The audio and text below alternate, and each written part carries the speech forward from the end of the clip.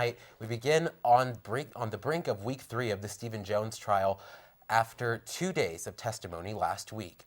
Jurors heard from the officer who arrested Jones and a friend that was with Jones during the shooting. NAZ Today's MAKAYLA Clark brings us up to date. Day 4 of the trial was the first day back from a recess for Passover, and that is when the prosecution called several people to testify. This included 2 of Jones' friends and an NAU police officer. Keegan Park arrested Jones that night and says Jones did not make any complaints about his physical or medical condition during the time of his arrest, but Jones did appear to be injured. Upon my initial approach to him, he had a bloody mouth. Park was with Jones for 6 to 7 hours after the shooting. You were with Mr. Jones both at the scene of the call and at the police station, correct? Yes. And he was cooperative and non-aggressive in terms of his demeanor throughout your contact with him? That's correct. One of Jones' friends, Jacob Mike, said he was with Jones throughout the entire incident. And after studying in Klein Library, right over here, Jones drove Mike and 2 other friends to the Mountain View parking lot around midnight, which is right here.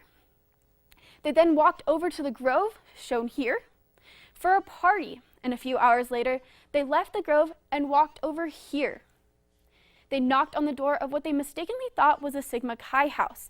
After not getting an answer at the door, the 3 of the 4, Jones, Mike, and another friend named Shay McConnell, were walking across Franklin Avenue and had a confrontation in the middle of the street with what Mike describes as 5 to 7 people. One of them then punched Jones.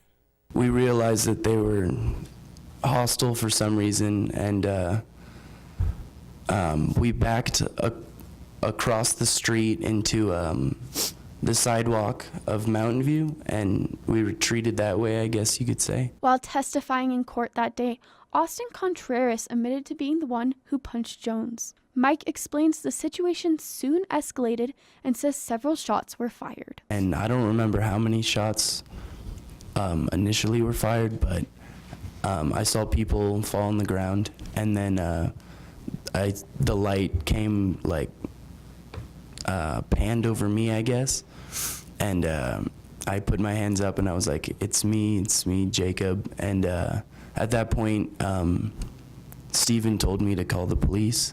I thought it was a hostile situation, but there was no point where I thought I was in any situation where my life was at stake, no. On Friday, the courtroom heard from several people, including the medical examiner who performed Brough's autopsy. He says at least one of the shots that hit Brough came from a close range. The court also heard from the former girlfriend of one of the gunshot victims. She was waiting nearby when the shooting happened. What happened after you noticed Nick was there on the street or near the street? I started walking towards him, and that's when I heard the first shots go off. When you saw Nick Prato, you said he was holding his neck like this. With his hand? Mm-hmm. The 3rd week of the trial will start again Tuesday morning at 9 a.m. MAKAYLA Clark, NAZ Today.